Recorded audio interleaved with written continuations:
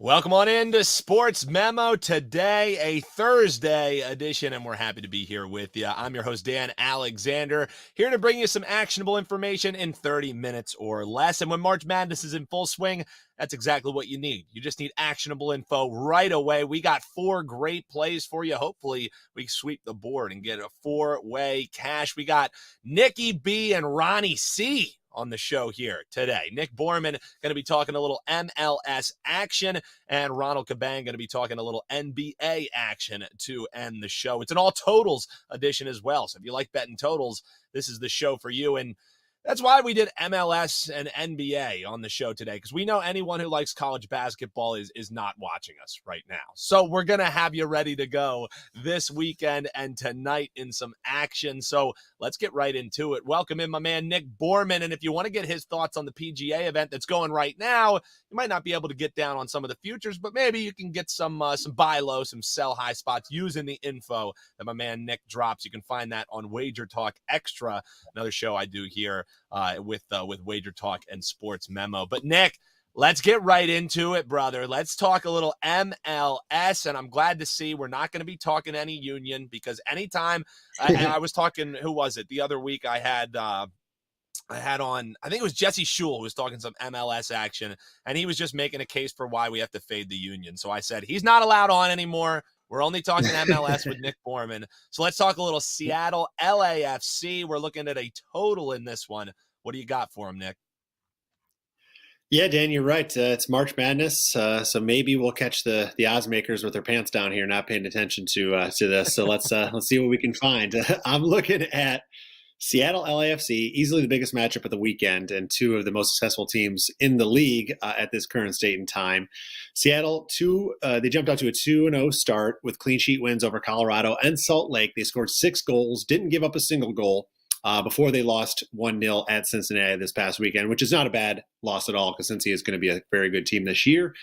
Seattle was a team I had penciled in for a big jump this year, Dan. If you look at the results last year, it was their worst year. Their first year, actually, to ever miss the playoffs in their franchise history. And it had a lot to do with a terrible start to the year. They actually were in the Champions League along with the MLS. And unlike Europe, where you see teams juggling both competitions, the MLS just doesn't have the depth to be able to juggle both very successfully. So they put all their eggs in the Champions League basket, and they were the first MLS team to ever win the Champions League in its current format. So success came there, but at the expense of the MLS. They started off slow. They could not make it back. They didn't make the playoffs. But this year, no Champions League, and they're off to a hot start. They're averaging the second most expected goals per 90 minutes, behind only guess who, Dan? This LAFC team. So this is 2 of the high-powered offenses in the leagues. The defending champs, LAFC, also gotten off to a fast start this season, 2-0. They've scored 7 goals already. They also put up another 3 in their Champions League games that they are in this year. Their offense is clearly firing on all cylinders. They are averaging 2.35 expected goals per 90 minutes, and they rank second in total shot volume per game, 16.5 shots with 8.5 on target. So they are definitely putting up the offense. And this is a heated rivalry, Dan, and it's been very high scoring in the past. 8 of the last 11 have seen at least 3 goals scored. All signs point to another shootout here this weekend. This is an early kick on Saturday, going 4 o'clock Eastern or 1 o'clock in Seattle local time. So something to look forward to on Saturday afternoon. Looking towards the over in Seattle and LAFC. All right, let's swing it on over to New England and Nashville. We got an overplay for the folks. And I think, Nick, you have a case to be made for the under in this one, correct? That is correct. We're going opposite here, Dan, and we're going under. I think this is going to be a tight, low-scoring game. Nashville, strong start this year, 7 points through 3 matches, and it's really all thanks to their defense. They are the only team in the MLS not to yet allow a goal. They've allowed just 0.43 expected goals per 90 minutes, which ranks number 1 in the league. They're allowing only 8.3 shots and 1.7 on target, which are both in the top 5 defensively. And it's also worth mentioning that they're doing this with a pretty tough schedule. They played both New York teams already and the number 2 seed in the East from last year, Montreal. So it's not like they're playing the cake teams here. Nashville so far has not generated much on the offensive side of the ball, but mostly because they haven't needed to. Through 3 games, they are averaging just 1.03 expected goals per match. and they rank in the bottom 5 in actual shot volume per game as well. But this is a team last year that averaged 1.6 expected goals per game, which ranked 8th in the league. So at some point, they'll probably get their offense going a little bit. But right now, they're relying on their defense. New England, they won their first 2 matches of the season, albeit against 2 sides that failed to make the playoffs last year, Charlotte and Houston. And then reality set in this past weekend where they were walloped 4-0 by LAFC. They generated just 0.3 expected goals on only 4 total shots in the game. So even with those 2 layup games they had to start the year, they're averaging just 1.03 expected goals per match, which is very worrisome against a defense as strong as Nashville. However, dating back to last season, it's really been the defensive end that's been the problem for the Revs. They've allowed 1.6 expected goals per 90 minutes, ranked 5th worst last year. So I think this is going to be a Nashville controlled game, and it'll be low scoring because of that. They may look to get that lead 1 or 2-0 and then let their defense follow this thing out. So I'm going under the total here. And if you like a side in this one, I also like Nashville getting the head start plus a quarter of a goal as well, Dan. So even a little bit of a 2-pack there, looking at the under and correlating it with Nashville, my man Nick Borrman. And Nick, great promo that we have, and it's ending this weekend, and they can grab the rest of your MLS for just $249. And correct me if I'm wrong, when it comes to MLS, it's just wash, rinse, repeat when you're talking about profitable seasons. It's what, going on 5 straight, or we're looking for 6 straight here, Nick? MLS has definitely been my bread and butter. This will be going for my 5th straight winning season, and we're off to an 8-3 start already, banking 17 units. So hopefully we continue that rolling. Won each of the first 3 weekends of the season, and let's make it 4 in a row here to start this year. And yeah, 249. The rest of the season expires after this weekend.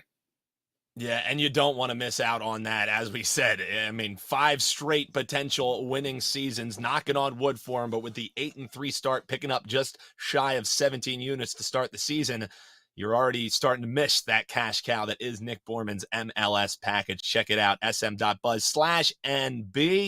And speaking of money-making propositions, my man Ronald Cabang, you-capper, joining us here, man. One of my favorites to talk NBA action with. Ronald, it's great to have you back here on the show. And just like we did with Nick, let's get right into it and get the folks some actionable info here tonight. If you had maybe 2 screens, maybe even 3 screens, throw on NBA on the side and ride some totals with my man Ronald Cabang. Nuggets, Pistons. I think we're sitting at around 228.5. There's been a little bit of movement here, a little bit of movement there, but how are you going to be betting this one? Yeah, I'm looking at the over in this one.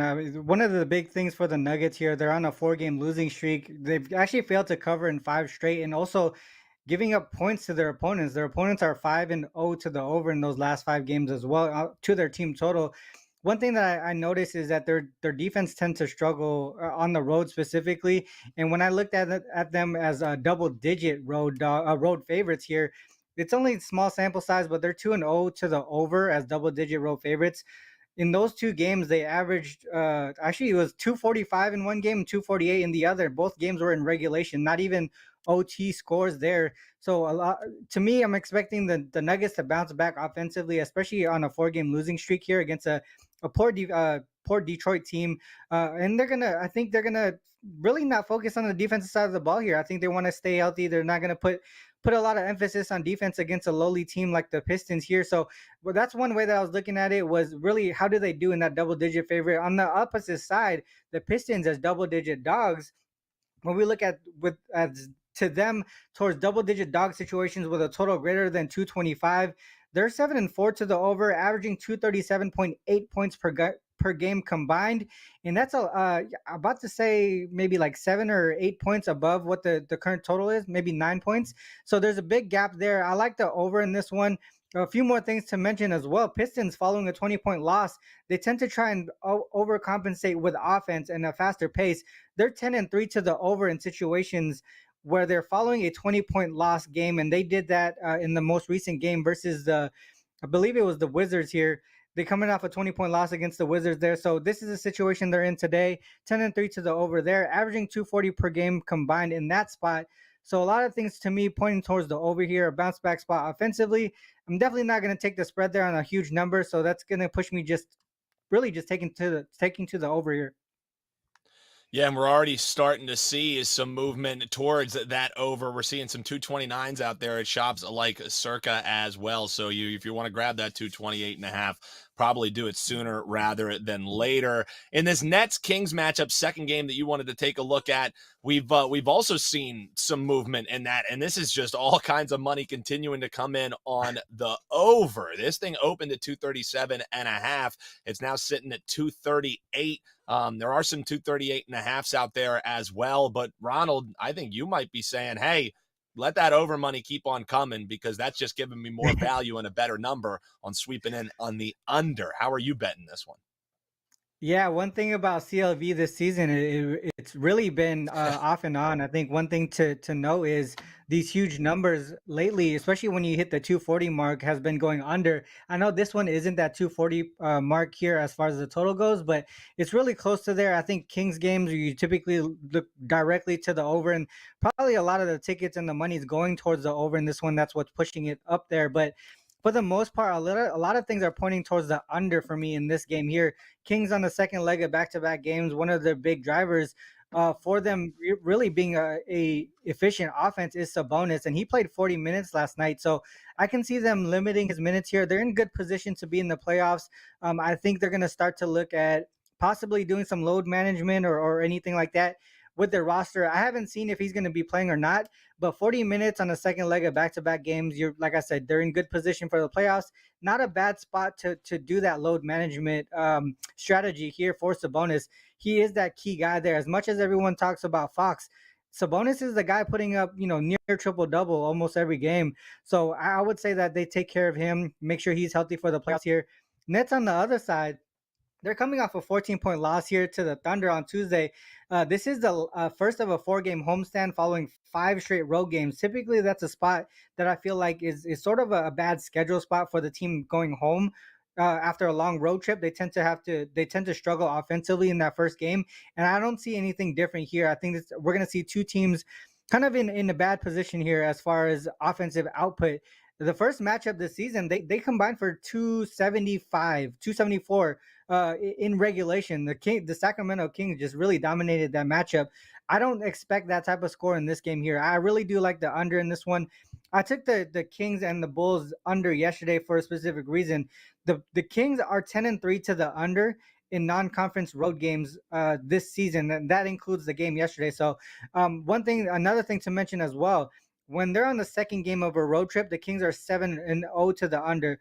One thing that I've noticed so far this season, I listen to, or I typically listen to some of these post-game interviews with coaches and things like that. One thing that kind of stuck with me this season was it might have been Darvin Ham. He went from an East Coast game, an East Coast game to Portland for the Lakers there, and he talked about how typically they get the jet lag on that second game, going from east to west or west to east, and this is that second game here going from west to east. So I'm expecting them to struggle even more so on the offensive side of the ball, like they did yesterday. There's only 2 games so far this season at home for the Nets after the All-Star break, and both games went under by margin. One of them actually went under by 42 points. And for the most part, it's because of their offense. They're 28th in the league in offensive rating post All-Star break. And in this game here, they still have a lot of playoff hopes in this one, right, for the Nets here. So I think what they're going to do is they know that they can't outscore this Kings team. They're really going to focus on the defensive side of the ball, and that's the only way that they're going to get a chance to get this win. So I'm going to look towards the Kings and the Nets under in this high total of 238 here. Looking towards the under. So we got an over in the Nuggets Pistons. We got the under in the Nets Kings. And Ronald, I'll say when March Madness is in full swing, I think sometimes people don't realize the advantageous positions that you can have betting sports like NBA, like NHL, some of these, major sports that kind of take a back seat because everybody's thinking tourney, everybody's looking that way, and the odds makers are doing the exact same. I'm not saying their whole risk room falls apart and they don't have, they're not paying attention to big bets coming on here, but lines do move a little bit slower. So I'm sure that you would suggest, while you're going to continue to cap the NBA throughout the entirety of the tournament, this is a great time to check you out over at sportsmemo.com, right? Yeah, I mean, it's already started. I mean, the last, 2 or 3 weeks ago, I was on a pretty bad run there, but the last week and a half, everything's been going really well. I mean, I'm not changing up the strategy. I think the books are, like you said, are focusing in on the larger market here, which is the NCAA tournament. So, yeah, if you can take advantage of a slow time here in the NBA where the lines are moving a little bit slower, or maybe the books aren't really taking, I guess, into consideration certain issues in the NBA, Mhm. certain trends and things like that. You can take advantage of that, and that's what it seems like is happening right now. Been a good week so far. I think yesterday was 2-1. I think the day before was 3-1. So going really well in the NBA. Hopefully, we just continue to close out the season on a strong note here. sm.buzz/RC. That's where you can get all the best bets locked and loaded right now over at Ronald Cabang's page. Big thanks to Ronald and big thanks to Nick Borrman. As I promised you, got you that info in 30 minutes or less. How about nearly 15 minutes? We were able to get you in and out of here, which means you can go back to your March Madness. Hopefully that, you're cashing your tickets with regularity there. And that does it for another week of shows for us. Big thanks to Eric, my producer, doing a terrific job behind the scenes. I'm your host, Dan Alexander, and we'll see you Tuesday right back here on Sports Memo Today.